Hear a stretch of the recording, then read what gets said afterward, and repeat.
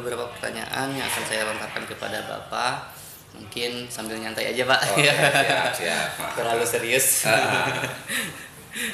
Mungkin pertanyaan pertama, Pak, apa kiranya yang Bapak ketahui tentang kurikulum Merdeka, Pak, yang di sekolah ini? Oke, jadi kurikulum Merdeka yang kami pahami kurikulum yang menggantikan kurikulum sebelumnya ya. Jadi kalau kita lihat riwayatnya itu setelah kurikulum 2013 ada kurikulum dalam kondisi khusus. Kurikulum dalam kondisi khusus yang diterapkan selama COVID ya, selama COVID, dan ternyata kurikulum kondisi khusus itu menjadi cikal bakal yang disempurnakan akhirnya menjadi kurikulum 2000 kurikulum Merdeka, kurikulum Merdeka. Banyak sebetulnya kalau ditanya perbedaannya ya salah satunya beberapa materi yang digunakan hanya sekadar materi esensial ya. Jadi basisnya tidak ketuntasan seperti kurikulum sebelumnya seperti itu. Untuk penerapannya kurikulum Merdeka ini seperti apa, Pak? Jadi kita bukan sekolah penggerak ya, bukan sekolah penggerak, tapi kita bagian dari sekolah yang mengimplementasikan kurikulum Merdeka di awal saat itu di tahun 2022 itu angkatan pertama ya. Kami mengambil saat itu kan ada beberapa kategori, ada Merdeka Belajar, ada kemudian Merdeka Berbagi, Merdeka Berubah. Kita memilih yang Merdeka Berubah. Mengapa kita pilih yang Merdeka Berubah? Karena saat itu kami diberi kemudahan untuk bisa menggunakan perangkat yang disediakan oleh pemerintah untuk diimplementasikan ke sekolah. Jadi sistemnya jadi ATM. Dan itu sejalan dengan kesepakatan Bapak Ibu guru, karena saat itu kan di kurikulum Merdeka itu proses implementasinya kan berbeda dengan kurikulum 2013. Kalau 2013 saat itu kan proses implementasinya beberapa guru diundang untuk menjadi instruktur, kemudian mereka ke daerah-daerah untuk publikasi kurikulum 2013. Tapi kan sistem di kurikulum Merdeka, pemerintah hanya menyediakan platform yang namanya platform Merdeka Mengajar. Beberapa guru akhirnya kan belajar dari sana, dan tentu karena belajar otodidak jadi multitafsir. Ya, oleh karena itu akhirnya kami memutuskan untuk mengambil saat itu Mandiri Berubah. Jadi tujuannya itu melaksanakan kurikulum Mandiri Berubah ya? Kurikulum berubah. Dari 3 pilihan kami memilih mungkin jalan tengahnya. Ada beberapa hambatan untuk pelaksanaan yang Bapak ambil tadi? Beberapa pelaksanaan itu menemui hambatan karena memang ada perbedaan ya. Kalau di kurikulum sebelumnya itu kegiatan implementasi karakter itu kan terintegrasi dengan kegiatan intrakurikuler dan ekstrakurikuler. Jadi hanya ada 2. Tapi kalau di kurikulum Merdeka ditambah 1 namanya kokurikuler yang disebut P5, Proyek Penguatan Profil Pelajar Pancasila. Sehingga karena itu belum pernah ada sebuah hal baru, pasti kan ada hambatan ya. Akhirnya beberapa solusi yang kita ambil ya, kita mendatangkan beberapa narasumber dari Dinas Pendidikan, dari BPMP, dari beberapa sekolah penggerak yang mereka sudah punya pengalaman untuk menerapkan kurikulum Merdeka seperti itu. Seperti itu ya. Jadi lebih banyak ke praktek mungkin ya. Betul, di tataran implementasi, karena yang tadi saya sampaikan, karena belajarnya dari platform yang disediakan oleh pemerintah, sehingga banyak tafsir-tafsir ya, terutama berhubungan dengan konteks pembelajaran yang baru, P5 itu. Kemudian yang kedua dari sisi asesmen penilaian itu kan juga berbeda dari kurikulum sebelumnya. Contohnya kalau yang sebelumnya itu mata pelajaran khusus atau mata pelajaran pilihan kan berdiri sendiri, tapi di kurikulum Merdeka itu dijadikan satu ya, fisika, kimia, biologi menjadi IPA. Tapi yang sebelumnya kan jadi satu ya, berdiri sendiri. Itu juga butuh diskusi ya, sehingga itu beberapa hal yang kemudian sempat menjadi tantangan bagi kami. Mungkin ada kelebihan Pak untuk kurikulum tahun 2013 dengan Merdeka sekarang. Kalau dilihat dari kelebihan, satu tadi sudah saya sampaikan, jadi materinya itu lebih banyak aktivitas daripada konten. Oh, ya. Kalau di kurikulum sebelumnya misalnya kita berbicara materinya ada 10 ya semuanya harus tersampaikan. Tapi kalau di materi di kurikulum Merdeka, materi yang muncul hanya materi esensial saja. Aktivitasnya yang banyak. Ya, aktivitas yang banyak tapi materinya sedikit. Itu. Kemudian yang kedua, sudah tidak ada pemisahan jurusan. Ya, pemisahan jurusan. Dampaknya apa? Yang kurikulum sebelumnya siswa seringkali ternyata fakta di lapangan itu seringkali jurusan IPS ternyata ketika di perguruan tinggi mengambil jurusan IPA. Sebaliknya juga seperti itu. IPA mengambil jurusan IPS. Tapi di kurikulum Merdeka siswa benar-benar difasilitasi untuk memilih mata pelajaran disesuaikan dengan jurusan saat masuk perguruan tinggi. Nah, kalau dia mengambil kedokteran, ya berarti nanti rumpunnya ada biologi, kimia, matematika. Ada akuntansi, ada Akuntansi juga ada Ibu. Lebih menuju ke perusahaan kerja sih. Ini lebih ke keguruan sih Bu. Iya. Tapi keguruannya Kayak kayak yang saya kan- pendidikan ekonomi ya Bu. Saya kan pendidikan ekonomi juga. Oh, gitu. Tapi kan ada jurusannya, ada akuntansi, ada tata niaga, ada perkantoran, ada koperasi. Jadi nanti Kebetulan- kalau ke SMK itu lebih menjurus gitu. Ya kebetulan Saya tanya ini disatuin Bu. Oh, ke cuma pendidikan. satu. Cuma satu Ibu ya kalau kita akuntansinya dapat, Oh, iya, mungkin iya, di iya. perusahaannya juga dapat. Iya, mungkin Ibu ada beberapa pertanyaan kepada Ibu yang akan dilontarkan oleh Kak Gusti ya. Jadi sambil santai aja.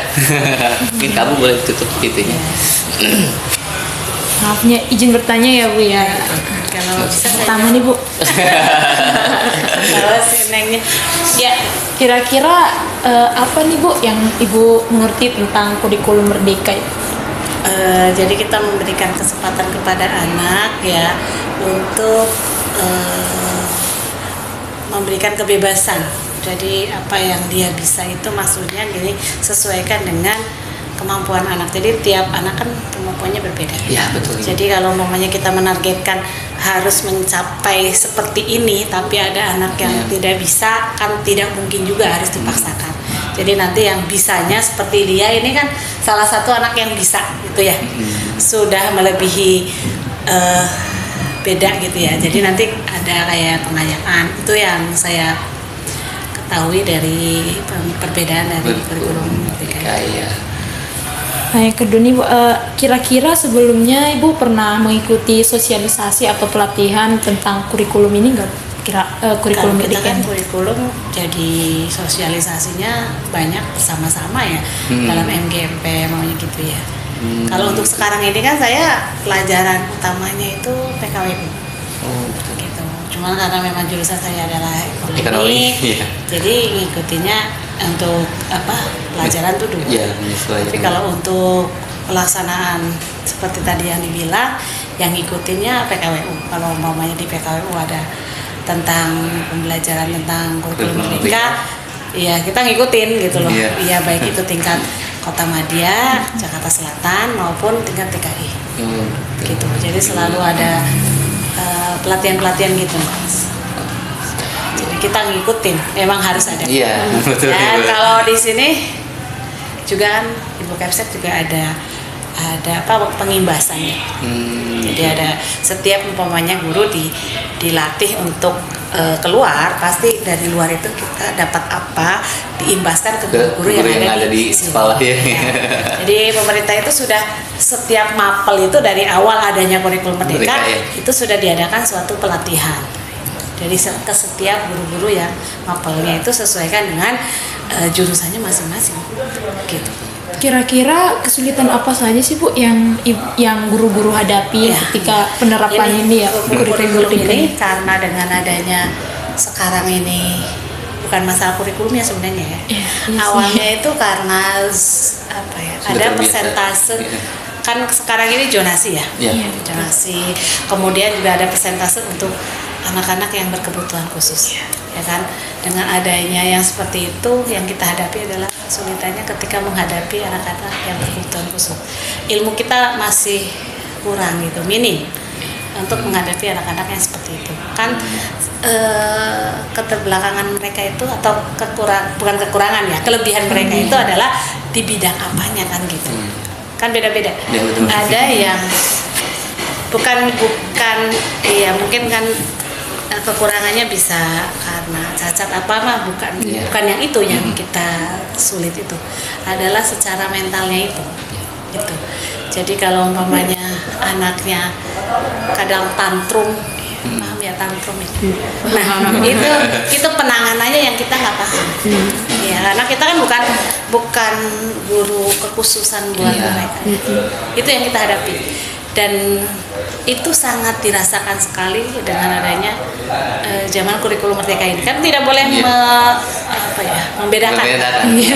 Apalagi menolak kan semua gitu. Kalau dulu kan benar-benar yang seperti itu sudah ada Iya. wadah khusus. Iya, wadah khusus Iya, langsung. kalau sekarang kan enggak. Tidak. Persentasenya ditambah jadi nambah banyak di negeri. Jadi itu yang sekarang ini kita rasakan. Kira-kira perbedaan yang mencolok nih ya Bu antara Cara kurikulum ngajarnya itu ya, Iya, kalau cara ngajar. anak yang seperti itu Iya. agak sulit ya, karena kan kena daya tangkapnya juga kurang, ya kan.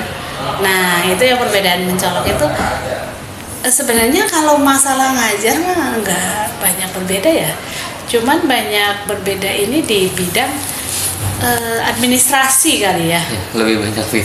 Di guru itu ditekankan banyak administrasi yang Iya. harus dilakukan gitu, maksudnya MM lah, apalah gitu. Iya. Jadi ditagih lagi gitu. Jadi kita selalu tiap hari itu diingatkan, ini guru yang belum nih, ini guru yang sudah nih. Jadi kita di list itu. Bapak itu tadi yang liset, ini yang sudah jadi guru ada berapa yang belum. Jadi kita kan ada rasa malunya di situ. Iya. Kalau belum selesai ketahuan. Kalau ngajar kan kita sudah paham pamannya. Kalau model seperti dia kan agak mudah ya. Maksudnya, tapi kalau yang agak susah kan, ya susah. ya susah. Jadi kayak saya menerapkan kemarin ulangan lisannya. Iya. Jadi nanti saya nanya ke dia dengan saya nanya yang agak kurang itu akan berbeda. Iya. Bidang pertanyaannya. Walaupun mungkin mirip-mirip, namanya kayak akuntansi saya kan lebih ke akuntansi ya, jurusannya ya. Kebenaran materinya ekonominya lagi akuntansi. Jadi ntar kalau ke dia mamanya tentang penyesuaiannya, kalau ke temen yang lainnya kan mungkin jurnal umumnya. Bener nggak? Seumpama seperti itu. Kalau dia kalau nanya cuman jurnal umum ya. Yang keaktifan dulu kan jargon di kurikulum 2013 itu guru guru aktif bertanya, murid kreatif mencari jawaban. Ya. Dan itu diakomodasi. Sisi akomodasi murid itu salah satunya di sana. Berarti mereka bebas ya menentukan. Betul. Sepanjang mapel itu ditawarkan oleh pihak sekolah, mereka bebas untuk memilih. Gitu. Terus harapan Bapak, Ibu sama adiknya untuk kurikulum sekarang ini apa ya Bu? Ya adiknya dulu, adiknya. Harapannya apa katanya? Menurut saya harapan saya kurikulum merdeka ini mungkin bisa lebih dimanfaatkan karena beberapa teman saya pernah dengar kalau mereka tuh mengeluh gitu soal kurikulum merdeka karena menganggap gurunya itu terlalu membebaskan atau karena sebagian besar guru yang saya dapatkan itu mereka memang memberikan kebebasan, jadi kalau misalnya dikasih materi itu kita bisa cari sendiri, eksplor sendiri materinya melalui internet atau sebagainya, dan nanti mungkin gurunya bisa membantu kalau misalnya kita ada pertanyaan. Tapi keluhan dari beberapa teman saya yang lain itu mereka menganggap kalau itu memberatkan mereka atau mereka merasa kayak kenapa harus saya yang cari tahu sendiri dan sebagainya. Padahal sebenarnya itu bisa dimanfaatkan kan. Kalau misalnya kita mau tahu lebih banyak kan nggak semuanya bersumber dari guru, karena kan ya ilmu bisa datang dari mana aja. Jadi itu sih harapan. Terus kalau menurut adik sendiri nih ya, kurikulum sekarang ini sesuai nggak sih sama harapan adik gitu? Udah sesuai belum katanya? Mungkin dengan tujuan perguruan tinggi atau cita-citanya gitu.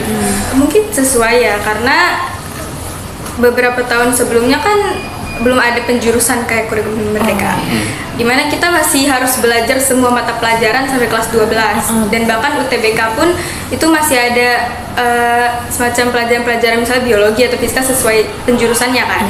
Tapi sekarang itu udah benar-benar ada kelompoknya, jadi kalau misalnya udah tahu tujuannya apa, itu udah ada jalannya sendiri, jadi itu lebih jelas sih tujuan. Dia merasa terbantu deh. Iya. Dijuruskan gitu kan. Ya. Ada tambahan nggak? Apa ada tambahan nggak? Kamu mungkin ada tambahan? Tidak. Oh, mungkin sekian dulu kali ya Pak. Ya, terima kasih banyak Bapak, Ibu dan Adik untuk waktunya.